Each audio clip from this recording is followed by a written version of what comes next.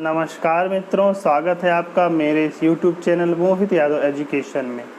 अभी तक आपने अगर मेरे चैनल को सब्सक्राइब नहीं किया तो सब्सक्राइब कर लें, और यदि आप हमारे टेलीग्राम ग्रुप से जुड़ना चाहते हैं तो उसका लिंक मैंने डिस्क्रिप्शन में दे रखा है, तो आप हमारे टेलीग्राम ग्रुप से भी जुड़ सकते हैं। अभी तक देखिए ये क्वेश्चन सीरीज का 11वां अंक है, मतलब क्वेश्चन सीरीज का 11वां भाग है। ठीक, अभी तक मैं 10 क्वेश्चन सीरीज करा चुका हूं, उसमें मैंने कई क्वेश्चंस कराए हैं और साथ उनका डिटेल सॉल्यूशन भी दिया है, और उससे संबंधित कई कॉन्सेप्ट भी मैंने पिछले वीडियोस में बताए हैं। यदि आप पिछले वीडियोस को देखना चाहते हैं तो आप मेरे चैनल पर जा कर के देख सकते हैं, वहाँ पर आपको इससे पहले के 10 वीडियोस भी मिल जाएंगे। तो शुरू करते हैं इस वीडियो को। इसके पहले तक के जितने वीडियो कराए हैं उसमें मैंने फ्लूइड मैकेनिक्स, हीट ट्रांसफ़र और थर्मोडायनेमिक्स के फर्स्ट लॉ, 0th लॉ तक के क्वेश्चन करा दिए हैं। इस चैप्टर में मैं सेकंड लॉ के क्वेश्चन कराऊंगा और कुछ फर्स्ट लॉ के भी क्वेश्चन हैं, जिससे आपकी प्रैक्टिस भी हो जाएगी। तो शुरुआत करते हैं हम लोग सॉल्व करना। तो सबसे पहला क्वेश्चन देखिए, आपकी स्क्रीन पर दिख रहा है।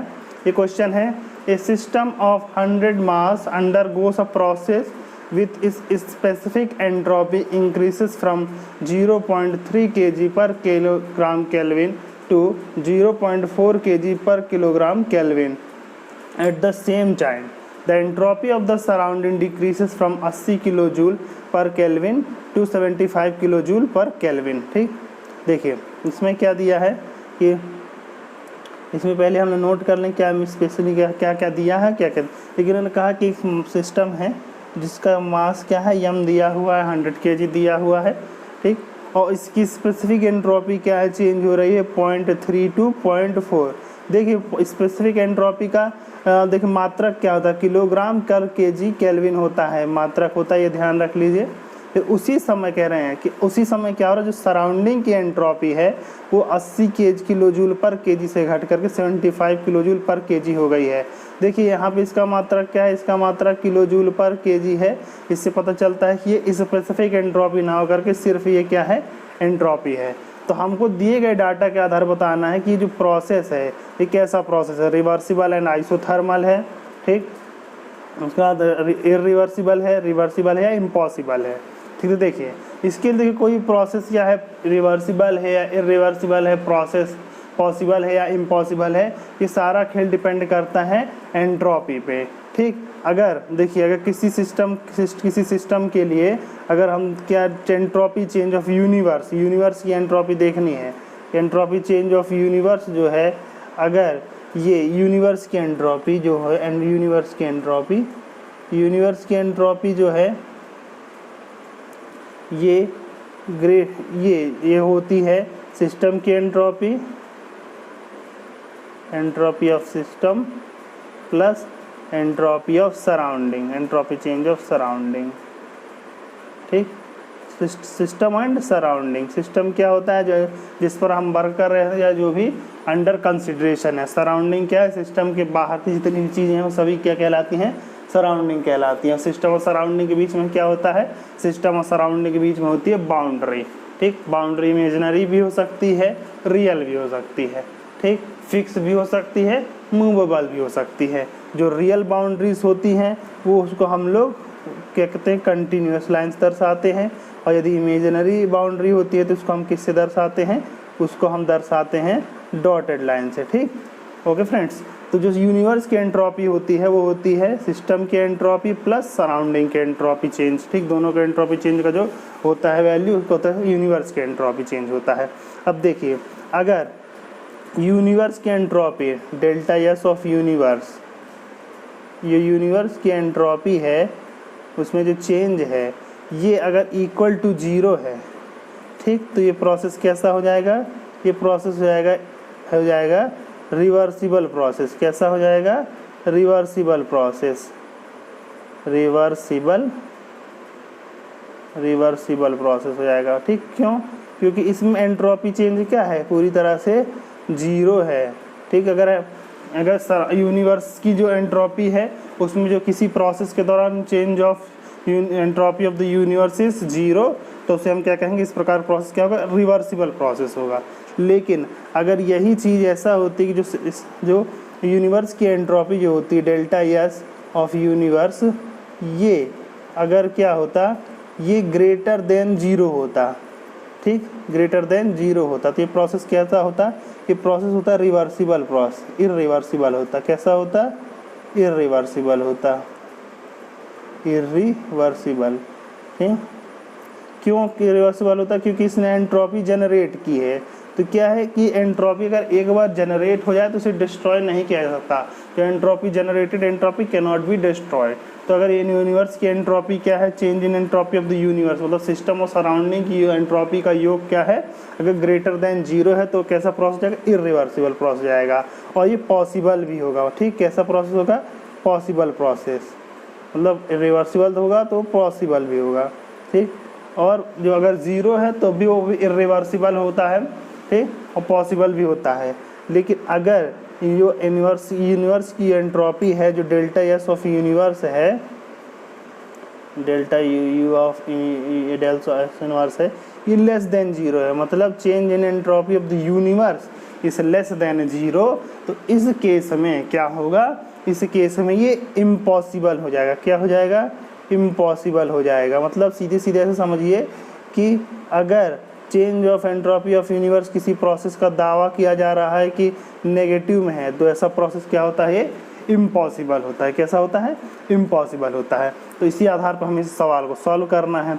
ठीक, तो सबसे पहले उन्होंने दिया है कि मास कितना दिया हुआ, मास यम की वैल्यू दी है उन्होंने 100 kg, उस और स्पेसिफिक एंट्रोपी क्या दी है, 0.23 से 0.4 हो जा रही है, मतलब इसकी स्पेसिफिक एंट्रोपी क्या है, बढ़ रही है। तो हम लोग सबसे पहले निकाल लेंगे delta S of system, system के लिए डेल्टा एस निकाल लेंगे। तो डेल्टा एस ऑफ सिस्टम क्या हो जाएगा, mass into change of specific entropy, delta S of system. ठीक, स्पेसिफिक एंट्रोपी निकाल लेंगे तो कितना हो जाएगा, कि मास कितना है, 100 kg है, और स्पेसिफिक एंट्रोपी क्या है, ये कितना से माइनस 0.4 माइनस 0.3, तो change in entropy of the system कितना हो गया, एंट्रोपिक सिस्टम की एंट्रोपी चेंज हो जाएगी 0.1 इंटू 100, कितना हो जाएगी, 10 kg, है ना। एंट्रोपी ऑफ द सिस्टम कितना हो जाएगी, 10 kg हो जाएगी।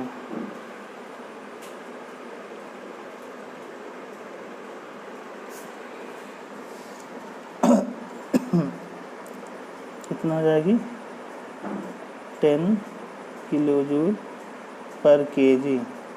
ठीक, देखिए 10 किलोजूल पर केल्विन। देखिए जब हमने मास से मल्टीप्लाई कर दिया है तो ये जो है ये अभी स्पेसिफिक एंट्रोपी नहीं, वो सिंपल एंट्रोपी है, 10 kg किलोजूल पर केल्विन। ठीक है, ध्यान रखिएगा, एंट्रोपी का मात्रक क्या होता है, किलोजूल पर केल्विन होता है, मतलब पर डिग्री सेल्सियस हम जो एनर्जी क्या है कन्वर्ट हो जाती है इरिवर्सिबिलिटीज़ के फॉर्म में।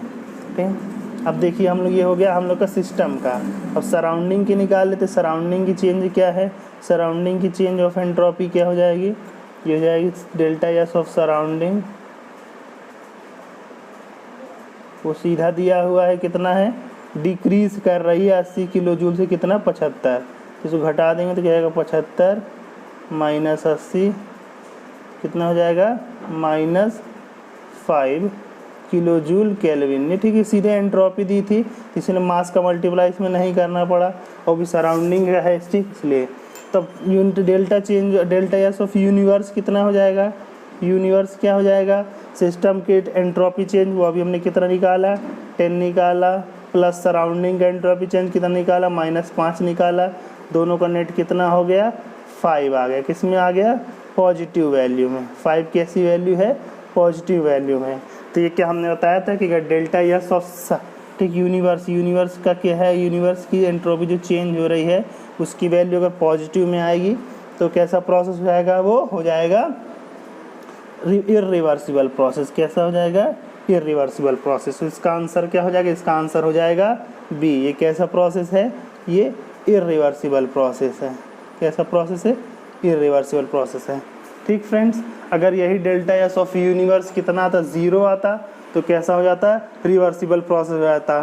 ठीक, और अगर यही प्रोसेस क्या होता कि ये अगर इसकी वैल्यू माइनस में आ जाती, यूनिवर्स की एंट्रोपी चेंज की वैल्यू किस में आ जाती, माइनस में आ जाती तो क्या हो जाता, इम्पॉसिबल हो जाता। कैसा हो जाता, इम्पॉसिबल हो जाता। ओके फ्रेंड्स, अगला क्वेश्चन ले लेते हैं।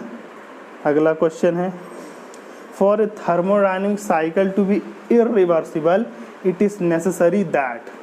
अगर कोई थर्मोडायनेमिक साइकिल इरिवर्सिबल उसके लिए क्या है, ठीक है। देखिए क्लॉसियस इनइक्वालिटी क्या एक होता है, क्लॉसियस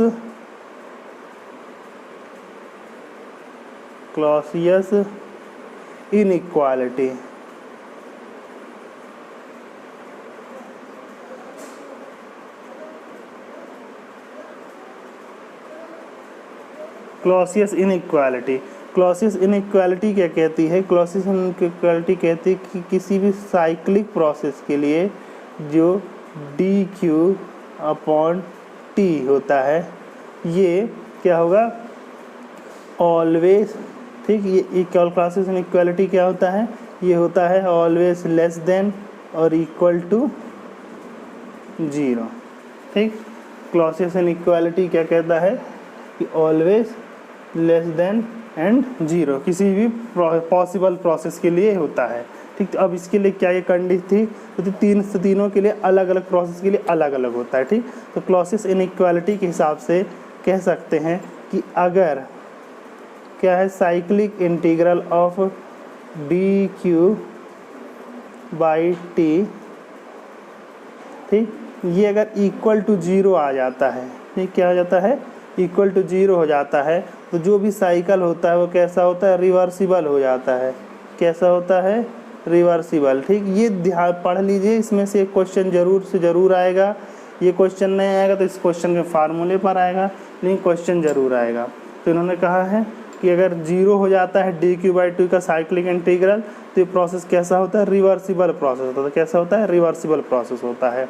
और यदि यही प्रोसेस, ठीक, इसकी का साइक्लिक इंटीग्रल क्या है, साइक्लिक इंटीग्रल, ठीक, इस लेस देन 0 है। क्या है, लेस देन 0 है, तो प्रोसेस क्या हो जाएगा, प्रोसेस इरिवर्सिबल हो जाएगा। कैसे हो जाएगा, वो इरिवर्सिबल प्रोसेस जाएगा, लेकिन वो पॉसिबल भी रहेगा। कैसा रहेगा, पॉसिबल भी रहेगा, ठीक। इरिवर्सिबल भी होगा और पॉसिबल भी होगा, ठीक। और रिवर्सिबल प्रोसेस के लिए क्या है, dQ/T है, ठीक। और dQ/T लेस देन 0 है तो कैसा है, इरिवर्सिबल है और पॉसिबल है। लेकिन अगर यही हो जाता कि dQ/T is greater than cyclic, मतलब इसका जो साइक्लिक इंटीग्रल है dQ/T का, ये अगर ग्रेटर देन 0 हो जाता तो ये प्रोसेस कैसा हो जाता, इम्पॉसिबल हो जाता है। कैसा हो जाता, इम्पॉसिबल, ठीक। देखिए ध्यान रखिए, ये dQ/T के लिए है, ये साइक्लिक प्रोसेस के लिए है, ठीक।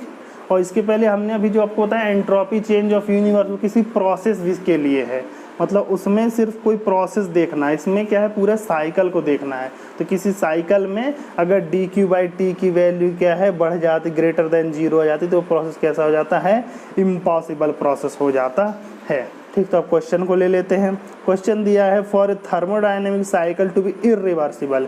इरिवर्सिबल होने के लिए क्या कंडीशन बताई थी, हमने बताया इरिवर्सिबल होने के लिए कंडीशन कि dQ/T जो होना चाहिए वो लेस देन 0 होना चाहिए। कैसा होना चाहिए, लेस देन 0 होना चाहिए। तो इसका आंसर क्या हो जाएगा, बी हो जाएगा, ठीक। और ठीक, इसका आंसर क्या हो जाएगा, बी हो जाएगा। और अगर यही पूछा होता कि साइकिल क्या है, रिवर्सिबल होता, तो आंसर क्या हो जाता, ए हो जाता। साइकिल पूछा इम्पॉसिबल होता तो आंसर सी हो जाता।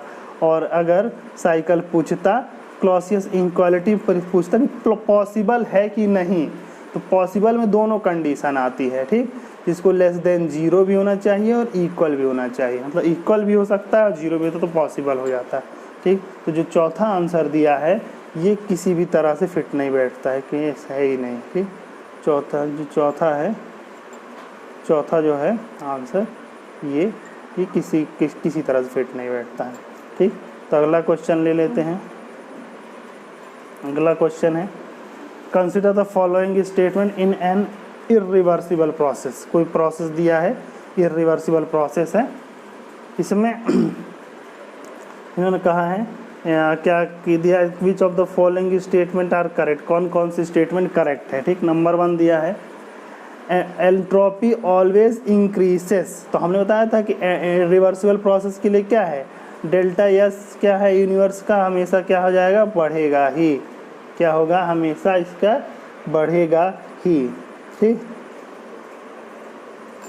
ओके, तो क्या हो जाएगा, इसका बढ़ेगा ही, तो ये पहला तो सही हो गया। ये रिवर्सिबल प्रोसेस के लिए change in entropy always positive. The sum of entropy of all the bodies taking part in process always इंक्रीसेस।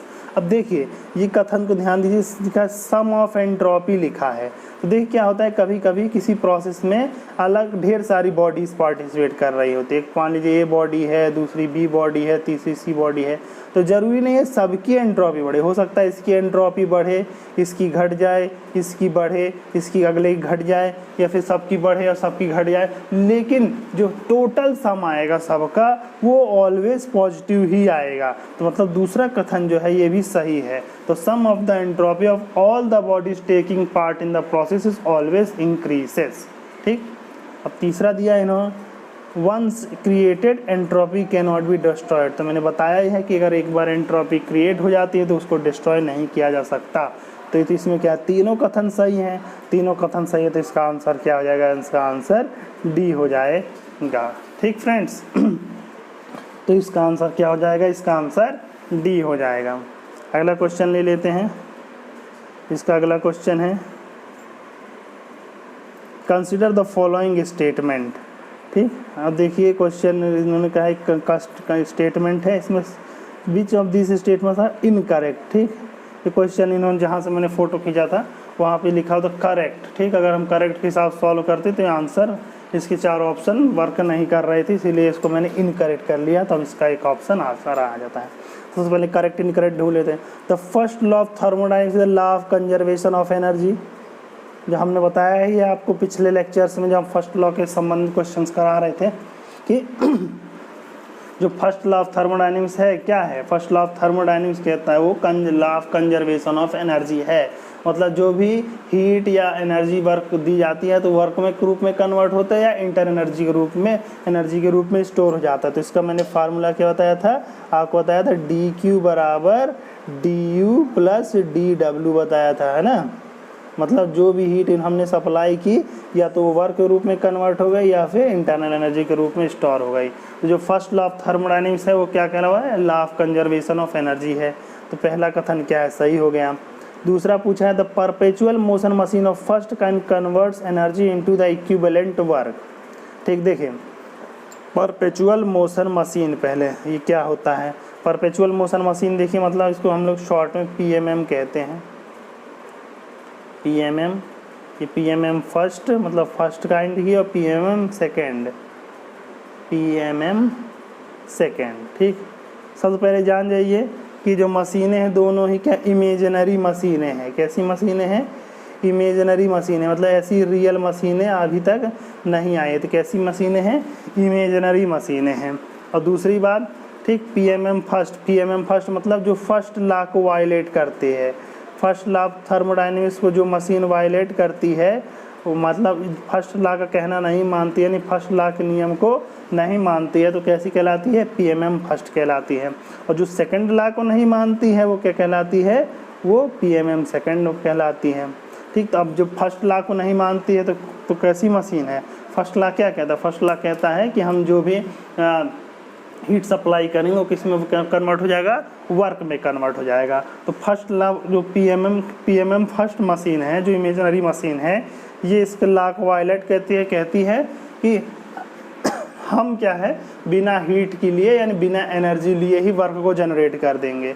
तो perpetual motion machine of first kind says that it can generate electric work without taking any form of energy, मतलब बिना किसी प्रकार के form की energy को लिए हुए अगर हम कोई क्या है वर्क को जनरेट कर रही तो कैसी कहलाती है, पीएमएम कहलाती है। ये फर्स्ट लॉ को वायलेट करती है, ऐसी कोई मशीन नहीं होती। ये कुछ ऐसा समझिए कि पीएमएम फर्स्ट ऐसी मशीन है कह रही कि हम बिना पेट्रोल लिए ही गाड़ी चला देंगे। ठीक, अब पीएमएम सेकेंड क्या है, पीएमएम सेकेंड मशीन वो है जो सेकेंड लॉ को वायलेट करती है, सेकेंड लॉ ऑफ थर्मोडायनेमिक्स को वायलेट करती है। सेकेंड लॉ ऑफ थर्मोडायनेमिक्स में क्या कहता है, देखिए बेसिक क्या है, सेकेंड लॉ ऑफ थर्मोडायनेमिक्स का बेसिक ये है कि जितनी भी हीट सप्लाई की जाती है पूरी की पूरी वर्क में कन्वर्ट नहीं की जा सकती।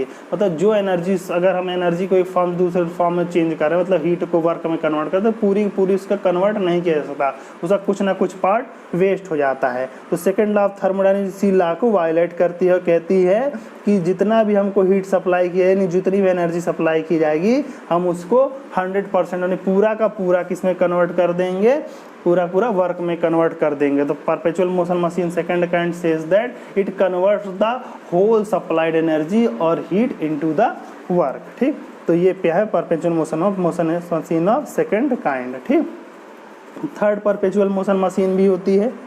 थर्ड परपेचुअल मोशन मशीन मतलब इस प्रकार की मोशन मशीन, ठीक, जो विदाउट फ्रिक्शन वर्क करती है, इसमें किसी प्रकार का फ्रिक्शन नहीं है। ठीक, इसको हम क्या कहेंगे, third type of perpetual motion machine of third kind. ठीक, it is impossible to construct a device which run continuously in the absence of friction. ठीक, पर जो थर्ड परपेचुअल मोशन मशीन है वो कहती है कि, ठीक, तो वो क्या कहते हैं विदाउट फ्रिक्शन वर्क करे, तो ऐसी कोई मशीन हम लोग नहीं बना सकते। ठीक, तो ये तो हमने आपको परपेचुअल मोशन मशीन के बारे में बता दिया। अब देखिए तीसरा कथन, तो देखिए इन्होंने दूसरा कथन क्या रखा है, इन्होंने कहा है कि the perpetual motion machine of first kind converts energy into equivalent work. तो देखिए ये जो है इन्होंने लिखा है perpetual motion machine of first kind, लेकिन डेफिनेशन किसकी दे रखी है, सेकंड काइंड की। तो जो दूसरा कथन है वो क्या है, दूसरा कथन क्या है, गलत हो गया। ठीक, ओके, दूसरा कथन क्या हो गया, गलत हो गया। पहला कथन तो सही था, दूसरा कथन क्या है, गलत हो गया। तीसरा उन्होंने कहा है कि close system does not exchange work और एनर्जी विद द सराउंडिंग। तो मैंने आपको बताया तो क्लोज सिस्टम क्या होता है, क्लोज सिस्टम वो होता है जिसमें मास का ट्रांसफ़र नहीं होता है लेकिन एनर्जी का ट्रांसफ़र होता है, यानी वर्क और हीट का ट्रांसफ़र होता है। तो क्लोज सिस्टम क्या है, एक्सचेंज करता है एनर्जी को, और हीट और एनर्जी क्या है, एक्सचेंज करता है।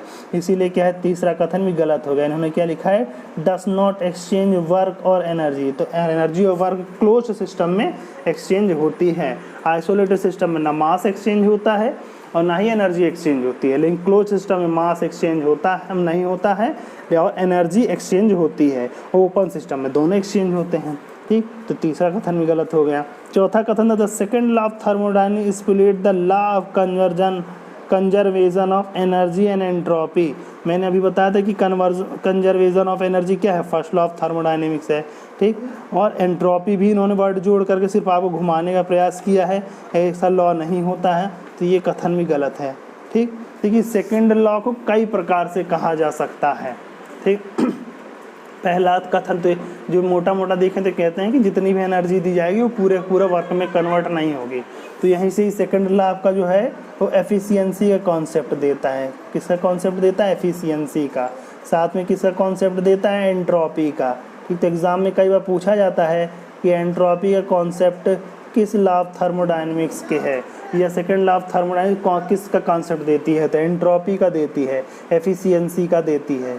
ठीक, सेकंड लॉ ऑफ थर्मोडायनेमिक्स ये भी कहता है कि किसी, ठीक, हीट का फ्लो किसी लो टेम्परेचर से हाई टेम्परेचर से विदाउट एनी एक्सटर्नल एजेंसी नहीं किया जा सकता। मतलब अगर हमको हीट का ट्रांसफ़र करना है, हीट का ट्रांसफ़र करना है किसी लो टेम्परेचर से हाई टेम्परेचर, तो हमको किसी ना किसी मशीन की आवश्यकता पड़ेगी। और वो मशीन क्या कहलाती है, वो मशीन कहलाती है रेफ्रिजरेटर। या ठीक, तो हम इसके बारे में हम आगे के सवालों में डिस्कस करेंगे। ठीक, तो यहाँ हमने क्या देख लिया, यहाँ हमने देख लिया कि पहला कथन तो सही है लेकिन बाकी सारे कथन क्या है, गड़बड़ है यानी गलत हैं।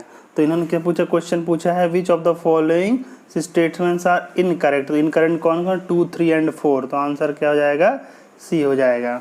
तो आंसर क्या हो जाएगा, 2, 3 एंड 4।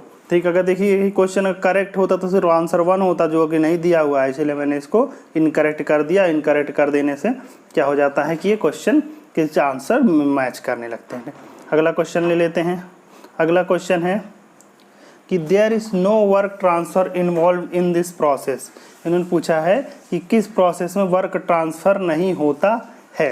ठीक, देखिए एडियाबैटिक, आइसोथर्मल, पॉलीट्रैक्टिक। देखिए इन तीनों में ही वर्क डन होता है, लेकिन मैंने आपको बताया था फ्री एक्सपेंशन में किसी प्रकार का वर्क डन नहीं होता। मतलब इसमें जो कि डी की डब्ल्यू होता है उसकी वैल्यू क्या होती है, 0 होती है। साथ ही इसमें किया गया क्या है, इसमें किसी प्रकार की हीट ट्रांसफर भी नहीं होती, तो हीट ट्रांसफर भी क्या होता है, 0 होता है। जब दोनों 0 होते हैं तो इसकी इंटरनल एनर्जी चेंज भी क्या हो जाती है, 0 हो जाती है। ठीक, फ्री एक्सपेंशन के बारे में मैंने इसके पीछे जो क्वेश्चन सीरीज़ कराई हैं उनमें विस्तार से बताया है, तो आप उन क्वेश्चन सीरीज़ को देखेंगे तो उसमें आपको जो फ्री एक्सपेंशन के बारे में बताया कॉन्सेप्ट दिया उसमें आपको समझ में आ जाएगा। तो इसका आंसर हो जाएगा ऑप्शन डी। अगला क्वेश्चन ले लेते हैं। अगला क्वेश्चन है which of the following process the heat is fully converted into work. ठीक, निम्नलिखित में किस प्रोसेस में हीट पूरी तरह से वर्क में कन्वर्ट हो जाती है, ये क्वेश्चन इन्होंने पूछा है। ठीक, तो देखें heat is fully converted into work मतलब सीधा सीधा इनका क्या कहना है, इनका सीधा सीधा ये कहना है कि डी क्यू बराबर क्या है, डी डब्ल्यू है। क्या है, डी क्यू बराबर डी डब्ल्यू। ठीक, मतलब इन्होंने पूरा बोला जो हीट है किसमें कन्वर्ट कर दिया, डी डब्ल्यू में कन्वर्ट कर दिया। तो हम जानते हैं कि डी क्यू बराबर क्या होता है, डी क्यू बराबर होता है D you plus D W होता है ना। लेकिन जब डी क्यू और डी डब्ल्यू इन्होंने बराबर दे देती मतलब ये दोनों 0, मतलब डी यू की वैल्यू क्या होगा, internal energy change in internal energy क्या हो जाएगी, 0 हो जाएगी। तो जब इंटरनल एनर्जी चेंज क्या है, 0 है, तो हम जानते हैं कि इंटरनल एनर्जी क्या है, सिर्फ और सिर्फ किसका फंक्शन होती है, ये फंक्शन होती है टेम्परेचर का, सिर्फ और सिर्फ टेम्परेचर पर डिपेंड करती है। मतलब इंटरनल एनर्जी अगर चेंज नहीं हुई है तो इसका मतलब टेम्परेचर भी चेंज नहीं हुआ है। ठीक, तो ये किस प्रकार का प्रोसेस है, जब टेम्परेचर कांस्टेंट हो जाता है तो किस प्रकार का प्रोसेस हो जाता है, ये इस प्रकार का प्रोसेस हो जाता है कि जिसमें हम लोग क्या कहते हैं, आइसोथर्मल कहते हैं। इसे क्या कहते हैं हम लोग, इसे आइसोथर्मल प्रोसेस कहते हैं। ठीक, तो ये हो गया आप हम लोग का answer, reversible isothermal process. Answer क्या हो गया इसका, इसका आंसर हो गया रिवर्सिबल आइसोथर्मल प्रोसेस। ठीक फ्रेंड्स, इसका ओके। तो क्या कहते हैं इसमें, क्योंकि पूरा पूरा हीट एंड वर्क इक्वल है तो इंटरनल एनर्जी चेंज 0 है, इंटरनल एनर्जी चेंज 0 इसका सीधा सीधा ये बतलाता है कि टेम्परेचर में भी चेंज 0 हो जाता है। ठीक, अगला क्वेश्चन ले लेते हैं। अगला क्वेश्चन है consider the following statement for a throttling process. Throttling process के लिए निम्नलिखित प्रोसेस को कंसिडर किया जाना है। तो which of the following statements are correct. ठीक, अब जिसमें जो इसमें स्टेटमेंट है उसमें कौन कौन से स्टेटमेंट करेक्ट है ये चूज करना है। देखिए it is an adiabatic process. तो देखिए मैंने आपको बताया था कि क्या होता है थ्रोटलिंग प्रोसेस। थ्रोटलिंग प्रोसेस मतलब कोई माइन्यूट सा छिद्र है, माइन्यूट सा, ठीक है, उसमें से जा कर के किसी के गैस को एक्सपेंड होना होता है, यानी किसी गैस को निकलना होता है। ठीक, तो उसमें क्या होता है, एंथैल्पी कांस्टेंट रहती है। मतलब जो एंथैल्पी इनिशियल में होगी वही एंथैल्पी क्या होगा, फाइनल भी होता है। और इसमें किसी प्रकार का हीट ट्रांसफ़र नहीं होता है। ठीक, तो इसमें किसी प्रकार, ठीक, तो जब हीट ट्रांसफ़र नहीं होता तो ये कैसा प्रोसेस जाएगा, ये एडियाबैटिक प्रोसेस जाएगा। दूसरा there is no work transfer in the process, इसमें किसी प्रकार का वर्क ट्रांसफ़र भी नहीं होता, तो ये भी बात सही है। ठीक, इसमें क्या है, सिर्फ और सिर्फ गैस एक एंथैल्पी अपनी कांस्टेंट, टोटल एनर्जी कांस्टेंट रखते हुए दूसरी तरफ निकलती है एक माइन्यूट छिद्र से। ठीक, तीसरा कि entropy increase in throttling process. ठीक, ये जो प्रोसेस होता है हाईली इरिवर्सिबल होता है, मतलब इसकी जो प्रोसेस क्या होता है, इरिवर्सिबल होता है, इसलिए इसका एंट्रोपी चेंज हमेशा क्या होगा, ग्रेटर देन 0, मतलब इसका एंट्रोपी चेंज हमेशा क्या होगा, पॉजिटिव होगा। मतलब इसमें क्या है, एंट्रोपी हमेशा बढ़ेगी। तो एंट्रोपी इंक्रीजेस इन थ्रॉटलिंग प्रोसेस, तो ये कथन भी क्या हो जाएगा, सही हो जाएगा। जब तीनों कथन सही हो जाएंगे तो इसका आंसर क्या हो जाएगा, इसका आंसर हो जाएगा ए। ठीक फ्रेंड्स, तो थ्रोटलिंग प्रोसेस के बारे में मैंने अपने प्रीवियस जो क्वेश्चन सीरीज उसमें है, तो आप इसमें उस उधर भी देखेंगे तो उधर मैंने ज़्यादा विस्तार से बताया, तो यहाँ क्वेश्चन आ गया तो इसलिए मैंने इसको दोबारा बता दिया। ठीक, उधर भी मैंने और ज़्यादा विस्तार से बताया है। अगला क्वेश्चन ले लेते हैं। अगला क्वेश्चन है in a cyclic process the heat transfer are. ठीक, देखिए इनमें हीट ट्रांसफ़र दिया हुआ है 30 kg प्लस में -50 जूल और -10 जूल प्लस 60 जूल। तो नेटवर्क इन्होंने लिख दिया, ये नेट और वर्क दोनों अलग। तो नेटवर्क मतलब जो नेटवर्क किया गया है इस साइक्लिक प्रोसेस में कितना होगा। तो हम जानते हैं कि जब साइक्लिक प्रभाव क्या होता है, देखिए फॉर्मूला सीधा सीधा होता है डी क्यू इक्वल टू होता है D you plus D W, ये सीधा सीधा फार्मूला है। ठीक, तो देखिए अब अगर साइक्लिक प्रोसेस दिया होता है तो हम जानते हैं साइक्लिक प्रोसेस में क्या इंटरनल एनर्जी का चेंज क्या हो जाता है, जीरो हो जाता है। क्यों जीरो हो जाता है, ये मैंने आपको पहले की सीरीज में बता रखा है। तो इंटरनल एनर्जी का योग क्या हो जाता है, चेंज जीरो हो जाता है। मतलब सीधा सीधा जब साइक्लिक प्रोसेस होगा तो उसमें डी क्यू बराबर क्या हो जाएगा, डी डब्ल्यू हो जाएगा। ठीक, तो हमको डी डब्ल्यू निकालना है। डी क्यू क्या दिया, यहाँ पे 4 प्रोसेस दिए हुए हैं, तो इन सभी का डी क्यू निकालें तो +30 -50 तो कितना हो जाएगा, -20 -20 -10 -30 -30 +60 बराबर क्या है, +30। तो क्या हो जाएगा, डी क्यू बराबर हो जाएगा +30, तो +30 बराबर कितना, डी डब्ल्यू बराबर +30 हो जाएगा। तो इसका आंसर क्या हो जाएगा, +30 न्यूटन मीटर। ओके फ्रेंड्स, आगे का क्वेश्चन ले लेते हैं। आगे का क्वेश्चन है, which of the following thermodynamic property is are intensive property. देखिए आपको हमने इंटेंसिव प्रॉपर्टी एक्सटेंसिव प्रॉपर्टी में विस्तार से बताया था, एक बार फिर से बता देता हूँ।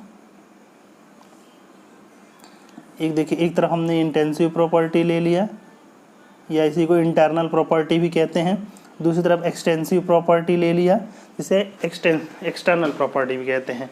तो इस प्रकार की प्रॉपर्टी जो मास पे डिपेंड करती हैं, ठीक, जो प्रॉपर्टी ऑफ मास क्या है वो डिपेंड करती हैं, वो कैसी है, वो मास पे डिपेंड नहीं करती, सॉरी जो मास पे डिपेंड नहीं करती हो कैसी होती है, इंटरनल प्रॉपर्टीज़। और इस प्रकार प्रॉपर्टी जो मास पे डिपेंड करती हो क्या कहलाती हैं, एक्सटर्नल प्रॉपर्टीज़ कहलाती हैं।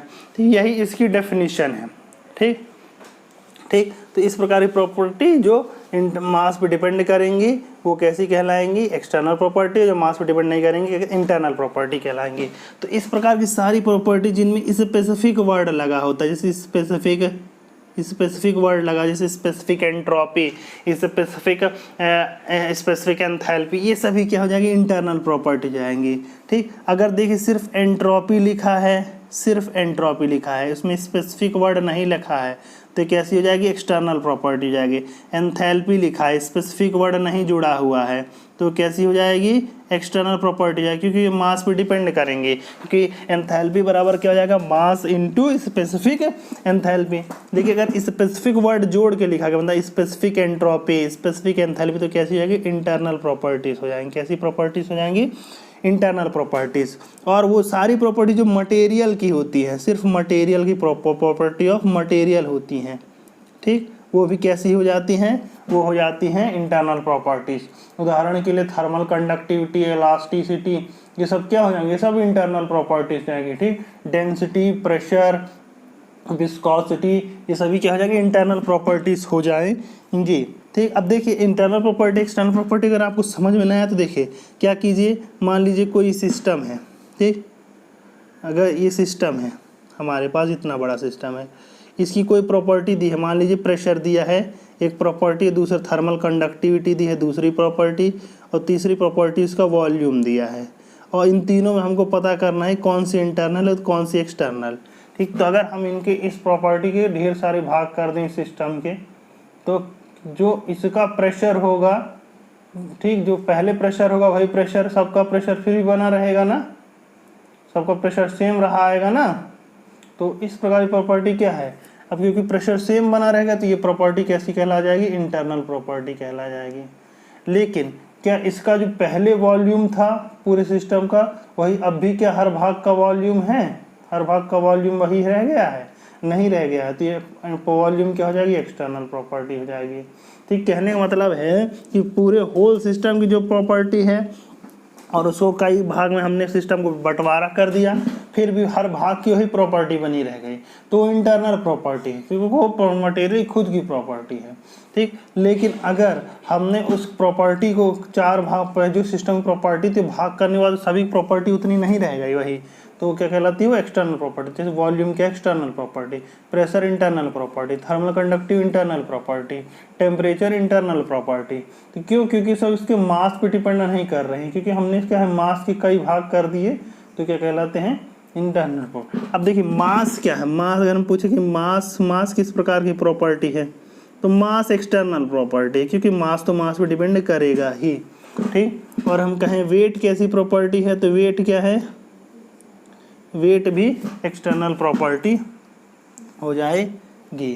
ठीक, तो इस प्रकार की प्रॉपर्टी हो जाएंगी। ठीक, तो फ्रेंड्स आज के चैप्टर के लिए इतना ही, फिर मिलेंगे नेक्स्ट सीरीज में। ठीक, आप हमारे टेलीग्राम चैनल से जुड़ सकते हैं, उसका सिर्फ लिंक मैंने उसका लिंक मैंने डिस्क्रिप्शन में दे रखा है। साथ ही अगर आपको हमारे वीडियो अच्छा लग रहा है और लगातार आप वीडियो की नोटिफिकेशन चाहते हैं तो बेल आइकन को दबा दें, हमारा चैनल सब्सक्राइब कर लीजिए। ठीक, तो फिर मिलेंगे, तब तक के लिए अपनी तैयारी जारी रखिए, क्योंकि कोई भी लक्ष्य बड़ा नहीं, हारा ही जो लड़ा नहीं। धन्यवाद।